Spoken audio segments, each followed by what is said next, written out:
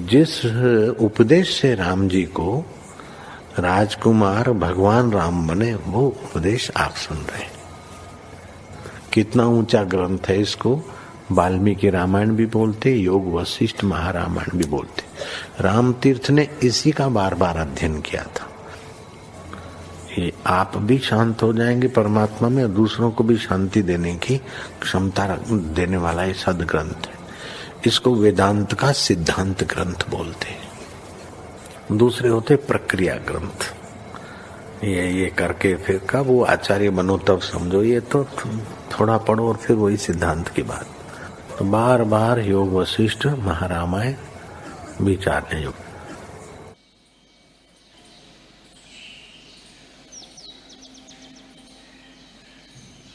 ओम श्री सद्गुरु परमात्मने नमः।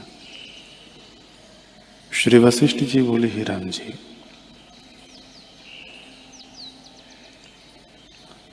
उदालक ब्राह्मण यौवन अवस्था के पूर्व ही शुभेच्छा से शास्त्रोक्त यम नियम और तप को साधने लगा। तब उसके चित्त में यह विचार उत्पन्न हुआ कि हे देव, जिसके पाने से फिर कुछ पाने योग्य न रहे, जिस पद में विश्राम पाने से फिर शोक न हो, और जिसके पाने से फिर बंधन न रहे, ऐसा पद मुझको कब प्राप्त होगा?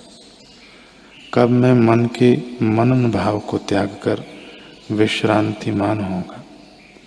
जैसे मेघ भ्रमने को त्याग कर पहाड़ के शिखर में विश्रांति करता है, और कब चित्त की दृश्य रूप वासना मिटेगी, जैसे तरंग से रहित समुद्र शांतिमान होता है, तैसे ही कब मैं मन के संकल्प विकल्प से रहित शांतिमान होऊंगा। तृष्णा रूपी नदी को बोध रूपी बेड़ा और सत्संग और सतशास्त्र रूपी मल्लाह से कब तरूंगा। चित्त रूपी हाथी जो अभिमान रूपी मद से उन्मत्त है, उसको विवेक रूपी अंकुश से कब मारूंगा, और ज्ञान रूपी सूर्य से अज्ञान रूपी अंधकार कब नष्ट करूंगा। हे देव, सब आरंभों को त्याग कर मैं अलेप और अकर्ता कब होऊंगा। जैसे जल में कमल अलेप रहता है, तैसे ही मुझको कर्म कब स्पर्श न करेंगे। मेरा परमार्थ रूपी भास्वर वपु कब उदय होगा, जिससे मैं जगत की गति को देखकर हंसूंगा। ओम श्री सद्गुरु परमात्मने नमः। श्री वशिष्ठ जी बोले, ही राम जी, जैसे स्वप्न में मेघ गरजते दिखते हैं, और यह दृष्टांत तो बालक भी जानते हैं कि जो प्रत्यक्ष अनुभव को छिपाते हैं वे मूर्ख हैं। मैं अनुभव से भी जानता हूँ, स्मृति भी होती है और सुना भी है कि जब तक निद्रा है तब तक स्वप्न की सृष्टि दिखती है और जागने पर उसका अभाव होता है। वैसे ही जब तक ब्रह्मा की वासना थी तब तक सृष्टि, जब वासना क्षय हुई तब सृष्टि कहाँ रही। हे राम जी, जब वासना नष्ट होती है तब अंतवाहक आदि भौतिक शरीर नहीं रहता। जब शुद्ध मात्र पद से चित्त शक्ति फुरती है तब पिंडाकार होकर भासित होती है, और जब तक वह शरीर है तब तक संसार उपजता है और नष्ट भी होता है।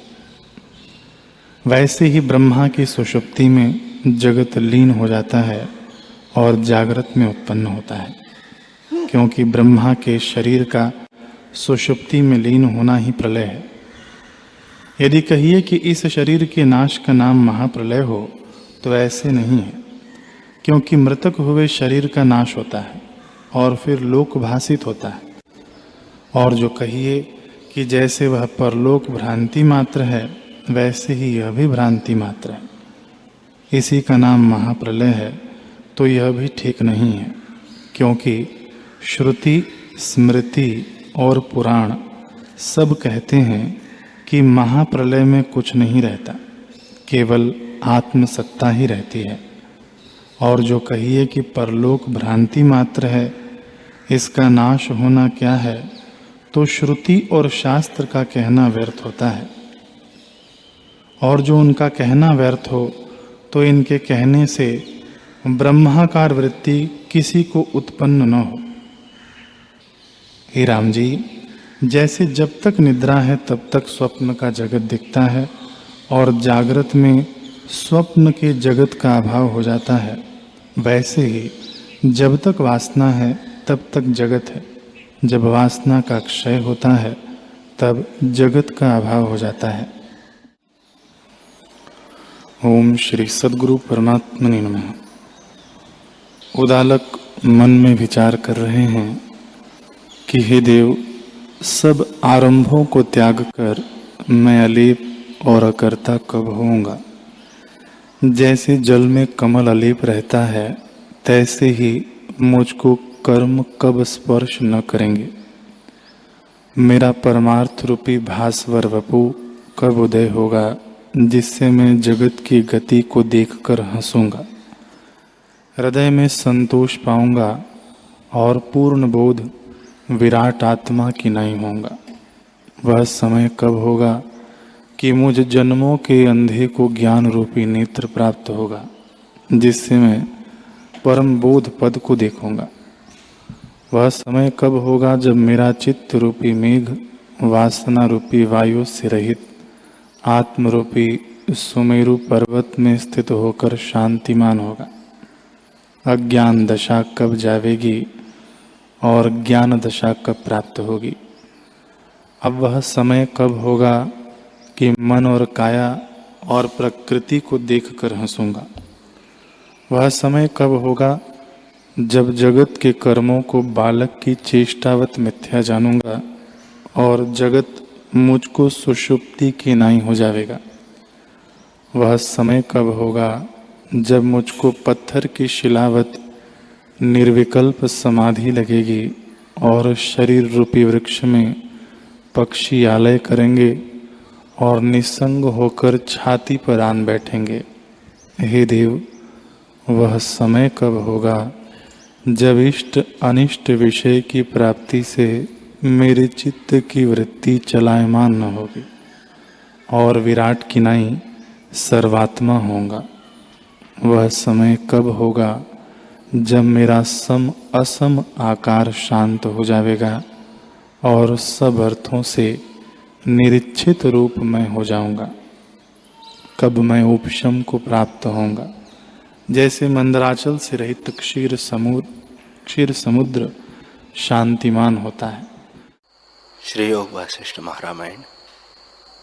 देवी बोली, हे लीले, जब जीव को मृत्यु से मूर्छा होती है तब शीघ्र ही उसको फिर कुछ जन्म और देश, काल, क्रिया, द्रव्य और अपना परिवार आदि नाना प्रकार का जगत भास आता है, पर वास्तव में कुछ नहीं। स्मृति भी असत है। एक स्मृति अनुभव से होती है और एक स्मृति अनुभव बिना भी होती है, पर दोनों स्मृति मिथ्या है। जैसे स्वप्न में अपना देह देखता है तो वह अनुभव असत है, क्योंकि वह कुछ अपने मरने की स्मृति से नहीं भासता और उस मरण की स्मृति भी असत है। स्वप्न में कोई पदार्थ देखा तो जागृत में उसको स्मरण करना भी असत है, क्योंकि वास्तव में कुछ हुआ नहीं।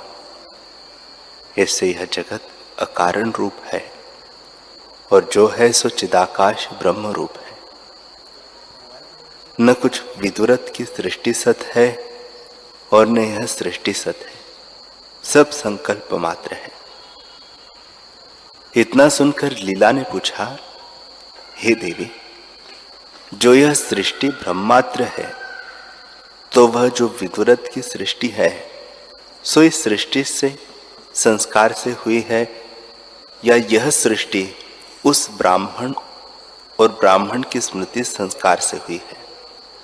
तो ब्राह्मण और ब्राह्मणी की सृष्टि किसकी स्मृति से हुई है?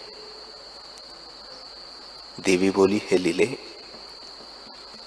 वह जो वशिष्ठ ब्राह्मण की सृष्टि है सो ब्राह्मण के संकल्प से हुई है और ब्राह्मण ब्रह्मा से हुआ है, परंतु वास्तव में ब्रह्मा भी कुछ नहीं हुआ तो उसकी सृष्टि क्या कहूं? यह जितना कुछ सृष्टि है सो उसी ब्राह्मण के मंदिर में है, वास्तव में कुछ हो ही नहीं, सब संकल्प रूप है और मन के फुरने से भासती है। जैसे जैसे संकल्प फुरता है वैसे ही वैसे होकर भासता है। यह सृष्टि जो तेरे भर्ता को भासाई है वह संकल्प से भासी है। थोड़े काल में बहुत भ्रम होकर भासता है। लीला ने पूछा, हे देवी, जहाँ ब्राह्मण को मृतक हुए 8 दिन व्यतीत हुए हैं, उस सृष्टि को हम किस प्रकार देखें? देवी बोली, हे लीले, जब तू योगाभ्यास करे तब देखे, अभ्यास बिना देखने की सामर्थ्यता न होगी, क्योंकि वह सृष्टि चिदाकाश में फुरती है। जब तू चिदाकाश में अभ्यास करके प्राप्त होगी तब तुझको सब सृष्टि भास आवेगी। वह जो सृष्टि है सो और के संकल्प में है। जब उसके संकल्प में प्रवेश करे तो उसकी सृष्टि भासे, अन्यथा नहीं भासती। जैसे एक के स्वप्न को दूसरा नहीं जान सकता, वैसे ही और की सृष्टि नहीं भासती। जब तू अंतवाहक रूप हो तब वह सृष्टि देखे। जब तक आदि भौतिक स्थूल पंच तत्वों के शरीर में अभ्यास है तब तक उसको न देख सकेगी, क्योंकि निराकार को निराकार ग्रहण करता है, आकार नहीं ग्रहण कर सकता। इससे यह आदि भौतिक देह भ्रम है। इसको त्याग कर चिदाकाश में स्थित हो। जैसे पक्षी आलय को त्याग कर आकाश में उड़ता है और जहां इच्छा होती है वहां चला जाता है, वैसे ही चित्त को एकाग्र करके स्थूल शरीर को त्याग दे और योग अभ्यास कर आत्मसत्ता में स्थित हो। जब आदि भौतिक को त्याग कर अभ्यास के बल से चिदाकाश में स्थित होगी तब आवरण से रहित होगी और फिर जहां इच्छा करेगी वह चली जाएगी और जो कुछ देखा चाहोगी वह देखेगी। हे लीले, हम सदा उस चिदाकाश में स्थित हैं। हमारा वपु चिदाकाश है, इस कारण हमको कोई आवरण रोक नहीं सकता। हमसे उदारों की सदा स्वरूप में स्थिति है और हम सदा निरावरण हैं। कोई कार्य हमको आवरण नहीं कर सकता। हम स्वइच्छित हैं, जहां जाया चाहे वहां जाते हैं और सदा अंतवाहक रूप है। तू जब तक आदि भौतिक रूप है तब तक सृष्टि तुझको नहीं भासी और तू वहां जा भी नहीं सकती। हे लीले, अपना ही संकल्प सृष्टि है। उसमें जब तक चित्त की वृत्ति लगी है उस काल में यह अपना शरीर नहीं भासता तो और का कैसे भासे?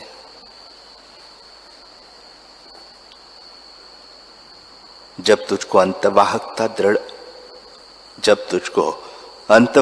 का दृढ़ अभ्यास हो और आदि भौतिक स्थूल शरीर की ओर से वैराग्य हो तब आदि भौतिकता मिट जाएगी, क्योंकि आगे ही सब सृष्टि अंतवाहक रूप है, पर संकल्प की दृढ़ता से आदि भौतिक भासती है। जैसे जल दृढ़ शीतलता से बर्फ रूप हो जाता है, वैसे ही अंतवाहकता से आधिभौतिक हो जाते हैं। प्रमाद रूप संकल्प वास्तव में कुछ हुआ नहीं। जब वही संकल्प उलटकर सूक्ष्म अंतवाहक की ओर जाता है, तब आधिभौतिकता मिट जाती है और अंतवाहकता आओदय होती है। जब इस प्रकार तुझको निरावरण रूप उदय होगा, तब देखने में और जानने में कुछ यत्न न होगा। साकार से निराकरण का ग्रहण नहीं कर सकता। निराकार की एकता निराकार से ही होती है, अन्यथा नहीं होती। जब तू अंतवाहक रूप होगी, तब उसकी संकल्प सृष्टि में तेरा प्रवेश होगा। हे लीले, यह जगत संकल्प रूप ब्रह्मात्र है, वास्तव में कुछ हुआ नहीं। एक अद्वैत आत्म सत्ता अपने आप में स्थित है और द्वैत कुछ है नहीं। लीला बोली, हे देवी, जो एक अद्वैत आत्म सत्ता है, तो कलना यह दूसरी वस्तु क्या है सो कहो। देवी बोली, हे लीले, जैसे सुवर्ण में भूषण कुछ वस्तु नहीं, जैसे सीपी में रूपा दूसरी वस्तु कुछ नहीं, और जैसे रस्सी में सर्प दूसरी वस्तु नहीं, वैसे ही कलना भी कुछ दूसरी वस्तु नहीं है। एक अद्वैत आत्मसत्ता जो कि त्यों स्थित है, उसमें नानात्व भासता है, पर वह ब्रह्मात्र है। वास्तव में अपना आप एक अनुभव सत्ता है। इतना सुन फिर लीला ने पूछा, हे देवी, जो एक अनुभव सत्ता और मेरा अपना आप है, तो मैं इतना काल क्यों भ्रमती रही। देवी बोली, हे लीले, तू अविचार रूप भ्रम से भ्रमती रही है। विचार करने से भ्रम शांत हो जाता है। भ्रम और विचार भी दोनों तेरे ही स्वरूप है और तुझसे ही उपजे है। जब तुझको अपना विचार होगा, तब भ्रम निवृत्त हो जाएगा। जैसे दीपक के प्रकाश से अंधकार नष्ट हो जाता है, वैसे ही विचार से द्वैत भ्रम नष्ट हो जाएगा। और जैसे रस्सी के जाने से सर्प भ्रम नष्ट हो जाता है और सीप के जाने से रूप भ्रम नष्ट हो जाता है, वैसे ही आत्मा के जाने से आदि भौतिक भ्रम शांत हो जाएगा। जब दृश्य का अत्यंत अभाव जान के दृढ़ वैराग्य करिए और आत्म स्वरूप का दृढ़ अभ्यास हो, तब आत्मा का साक्षात्कार होकर भ्रम शांत हो और इसी से कल्याण भी हो। हे लीले, जब दृश्य जगत से वैराग्य होता है, तब वासना क्षय हो जाती है और शांति प्राप्त होती है। हे लीले, तू आत्मसत्ता का अभ्यास कर, तो तेरा जगत भ्रम शांत हो जाएगा। भ्रम भी कोई वस्तु नहीं है, क्योंकि देहादिक भ्रम भी कुछ नहीं हुआ। जैसे रस्सी के जानने से सांप का अभाव विदित होता है, वैसे ही आत्मा के जानने से देह आदि का अत्यंत अभाव हो जाता है। देवी बोली, हे लीले, जितने कुछ शरीर तुझको भासते हैं, सो सब स्वप्नपुर किनाई है। जैसे स्वप्न में शरीर भासता है, पर जब निज स्वरूप में स्मृति होती है, तब स्वप्न का शरीर सत्य नहीं भासता। जैसे संकल्प के त्यागने से संकल्प रूप शरीर नहीं भासता, वैसे ही बोध काल में शरीर भी नहीं भासता। जैसे मनोराज के त्यागने से मनोराज का शरीर नहीं भासता, वैसे ही यह शरीर भी नहीं भासता।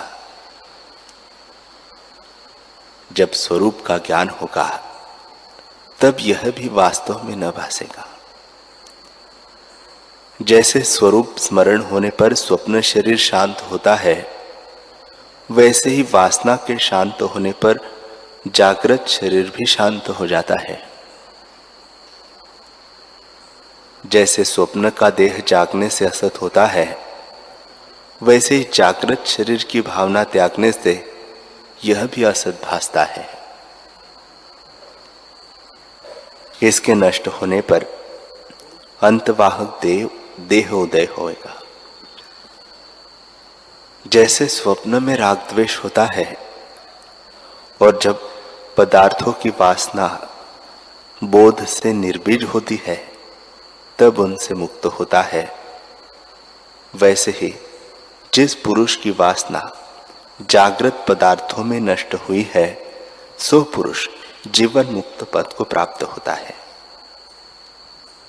और यदि उसमें फिर भी वासना दृढ़ आवे तो वह वासना भी निर्वासना है, सो सर्व कल्पनाओं से रहित है। उसका नाम सत्ता सामान्य है। हे लीले, जिस पुरुष ने वासना रोकी है और ज्ञान निद्रा से आवरिया हुआ है, उसको सुषुप्ति रूप जान। उसकी वासना सुषुप्ति है, और जिसकी वासना प्रकट है और जागृत से विचरता है, उसको अधिक मोह से आवरिया जानी है। जो पुरुष चेष्टा करता दृष्टि आता है और जिसकी अंतःकरण की वासना नष्ट हुई है, उसको तुरिया जान। हे लीले, जो पुरुष प्रत्यक्ष चेष्टा करता है और अंतःकरण की वासना से रहित है, वह जीवन मुक्त है। जिस पुरुष का चित्त सत्पथ को प्राप्त हुआ है, उसको जगत की वासना नष्ट हो जाती है, और जो वासना फुरती है तो भी सत्य जान के नहीं फुरती। जब शरीर की वासना नष्ट होती है तब आधि भौतिकता नष्ट हो जाती है और अंतवाहकता आन प्राप्त होती है। जैसे बर्फ की पुतली सूर्य के तेज से जल रूप हो जाती है, वैसे ही आधि भौतिकता क्षीण होकर अंतवाहकता प्राप्त होती है। जब अंतवाहकता प्राप्त होती है तब शरीर आभासमय चिन्मय स्वरूप होता है और अपने जन्मांतरों व्यतीत सृष्टि का सब ज्ञान हो आता है। तब वह जहां जाने की इच्छा करता है वहां जा प्राप्त होता है। और यदि किसी सिद्ध के मिलने अथवा किसी के देखने की इच्छा करे सो सब कुछ सिद्ध होता है, परंतु अंतवाहक बिना शक्ति नहीं होती। जब तक देह से तेरा अहम भाव उठेगा तब सब जगत तुझको प्रत्यक्ष भासेगा। हे लीले, जब आधि भौतिक शरीर की वासना नष्ट होती है तब अंतवाहक देह होती है, और जब अंतवाहक में वृत्ति स्थित है तब और के संकल्प की सृष्टि भासती है। इससे तू वासना घटाने का यत्न कर। जब वासना नष्ट होगी तब तू जीवन मुक्त पद को प्राप्त होगी। हे लीले, जब तक तुझको पूर्ण बोध नहीं प्राप्त होगा तब तक तू अपनी इस देह को यहां स्थापित कर वह सृष्टि चलकर देख। जैसे अंतवाहक शरीर से मांस में स्थूल देह का व्यवहार नहीं सिद्ध होता, वैसे ही स्थूल देह से सूक्ष्म कार्य नहीं होता। इससे तो अंतवाहक शरीर का अभ्यास कर। जब अभ्यास करेगी तब वह सृष्टि देखने को समर्थ होगी। हे लीले, जैसे अनुभव में स्थित होती है सो मैं तुझसे कही। यह वार्ता बालक भी जानते हैं कि यह वर और शाप की नाई नहीं है। जब अपना आप ही अभ्यास करेगी तब बोध की प्राप्ति होगी। हे लीले, सब जगत अंतवाहक रूप है, अर्थात संकल्प रूप और अबोध रूप है। संकल्प के अभ्यास से आदि भौतिक उत्पन्न होता है। इससे संसार की वासना दृढ़ हुई है और जन्म मरण आदि विकार चित्त में भासते हैं। जीव न मरता है और न जन्मता है। जैसे स्वप्न में जन्म मरण भासते हैं और जैसे संकल्प से भ्रम भासता है, वैसे ही जन्म मरण भ्रम से भासता है। जब तुम आत्मपद का अभ्यास करोगे तब यह विकार मिट जाएगा और तुझे आत्मपद की प्राप्ति होगी। लीला ने पूछा, हे देवी, तुमने मुझसे परम निर्मल उपदेश किया है, जिसके जानने से दृश्य विसूचिका निवृत्त होती है, पर वह अभ्यास क्या है? बोध का साधन कैसे होता है? अभ्यास पुष्ट कैसे होता है और पुष्ट होने से फल क्या होता है? देवी बोली, हे लीले, जो कुछ कोई करता है सो अभ्यास बिना सिद्ध नहीं होता। सबका साधक अभ्यास है। इससे तू ब्रह्म का अभ्यास कर। हे लीले, चित्त में आत्मपद की चिंतना, कथन, परस्पर बोध, प्राणों की चेष्टा और आत्मपद के मनन को ब्रह्माभ्यास कहते हैं। बुद्धिमान चिंतना किसको कहते हैं, सो भी सुन। शास्त्र और गुरु से जो महावाक्य श्रवण किए हैं, उनको युक्तिपूर्वक विचारना और कथन करना चिंतना कहता है। शिष्यों को उपदेश करना, परस्पर बोध करना और निर्णय करके निश्चय करना, इन तीनों के परायण रहने को बुद्धिमान ब्रह्म अभ्यास कहते हैं। जिन पुरुषों के पाप अंत को प्राप्त हुए हैं और पुण्य बचे हैं, वे राग द्वेष से मुक्त हुए हैं। उनको तू ब्रह्म सेवक जान। हे लीले, जिन पुरुषों को रात्रि दिन अध्यात्म शास्त्र के चिंतन में व्यतीत होते हैं, जिन पुरुषों को रात्रि दिन अध्यात्म शास्त्र के चिंतन में व्यतीत होते हैं और वासना को नहीं प्राप्त होते, उनको ब्रह्माभ्यासी जान। वे ब्रह्माभ्यास में ही स्थित है। हे लीले, जिनकी भोग वासना क्षीण हुई है और संसार के अभाव की भावना करते हैं, वे विरक्त चित्त महात्मा पुरुष भव्य मूर्ति शीघ्र ही आत्मपद को प्राप्त होते हैं। और जिनकी बुद्धि वैराग्य रूप से रंगी है और आत्मानंद की ओर वृत्ति धावती है, ऐसे उदार आत्माओं को ब्रह्माभ्यासी कहते हैं। हे लीले, जिन पुरुषों ने जगत का अत्यंत अभाव जाना है कि यह आदि से उत्पन्न नहीं हुआ और दृश्य को असत्य जान के त्यागते हैं, परम तत्व को सत्य जानते हैं और इस युक्ति से अभ्यास करते हैं, वे ब्रह्माभ्यासी कहते हैं।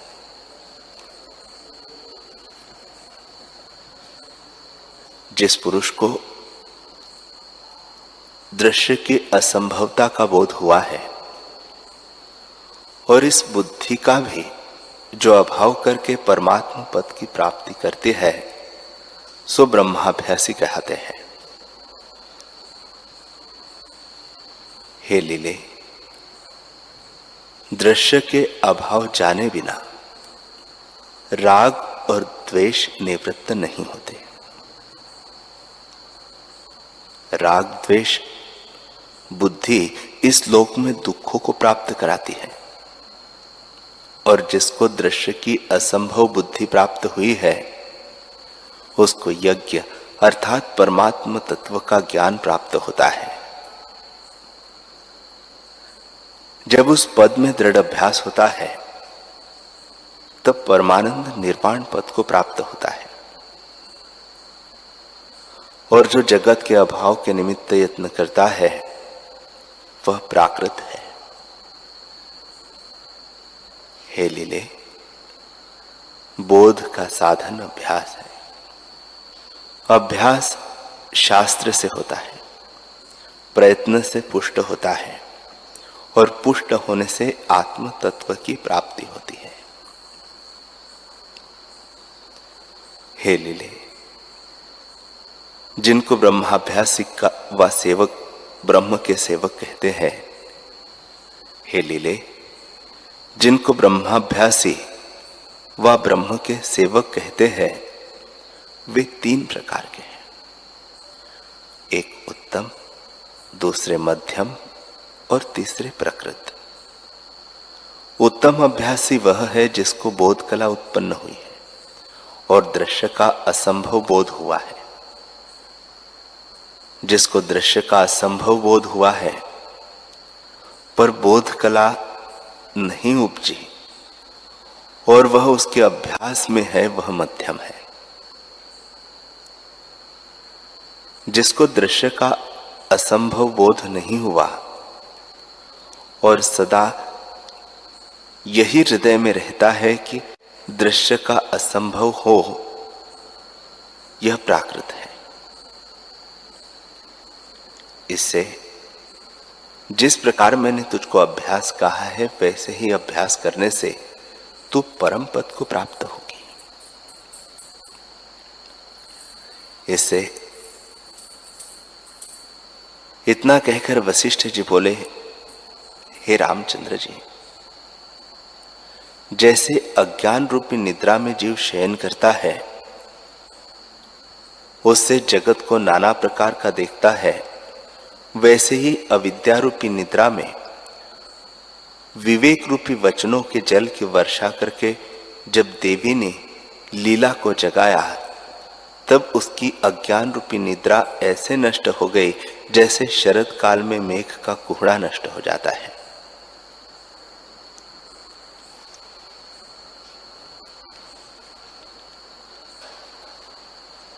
वाल्मीकि जी बोले, जब इस प्रकार मुनीश्वर ने कहा तो सायंकाल का समय हुआ और सर्व सभा परस्पर नमस्कार करके स्नान को गई, और जब सूर्य की किरणें उदय हुई तब फिर सब सभा स्थित हुई। श्री वशिष्ठ जी बोले, हे रामचंद्र जी, इस प्रकार अर्धरात्रि के समय देवी और लीला का संवाद हुआ। उस समय सब लोग और सहेलियां बाहर पड़ी सोती थी और लीला का भर्ता फूलों में दबा हुआ था। उसके पास दिव्य वस्त्र पहरे हुए चंद्रमा की कांति के समान सुंदर देवियां सब कलनाओं को त्याग करके और अंगों को संकोच कर ऐसी समाधि में स्थित भई मानो रत्न के थंभ में पुतलियां उत्कीर्ण किए स्थित है। अंतःपुर भी उनके प्रकाश से प्रकाशमान हुआ और वे ऐसी शोभा देती थी मानो कागज के ऊपर मूर्तियां लिखी है। इस प्रकार सब दृश्य कल्पना को त्याग करके वे निर्विकल्प समाधि में स्थित हुए। जैसे कल्प वृक्ष की लता दूसरी ऋतु के आने से अगले रस को त्याग करके दूसरी ऋतु के रस को अंगीकार करती है, वैसे ही सब दृश्य भ्रम को त्याग आत्म तत्व में स्थित हुए और अहम सत्ता से आदि लेकर उनका दृश्य भ्रम शांत हो गया। दृश्य रूपी पिशाच के शांत होने पर जैसे शरतकाल का आकाश निर्मल होता है, वैसे ही वे निर्मल भाव को प्राप्त हुई। हे रामचंद्र जी, यह जगत शशे के श्रृंग की नाई असत है। जो आदि न हो, अंत भी न रहे और वर्तमान में दृष्टि आवे, वह सच्चा नहीं है। जैसे मृग तृष्णा का जल असत्य है, वैसे यह जगत भी असत्य है। ऐसे जब स्वभाव सत्ता उनके हृदय में स्थित हुए, तब अन्य सृष्टि देखने का जो संकल्प था सो आन फुरा। उस फुरने से वे आकाश रूप देह से चिदाकाश में उड़े और सूर्य और चंद्रमा के मंडला भंग कर दूर से दूर जाकर अनंत योजन पर्यंत स्थान उन्होंने लांघे। फिर भूतों की सृष्टि देखी और उसमें वे प्रवेश कर गए। हरि ओम।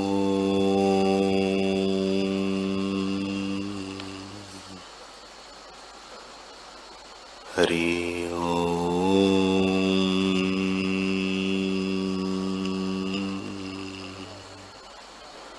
ओम सहना भवतु सहनौ भुनक्तु सह वीर्यं करवावहै तेजस्विनावधीतमस्तु मा विद्विषावहै। ओम शांति शांति शांति। श्री सद्गुरुदेव भगवान की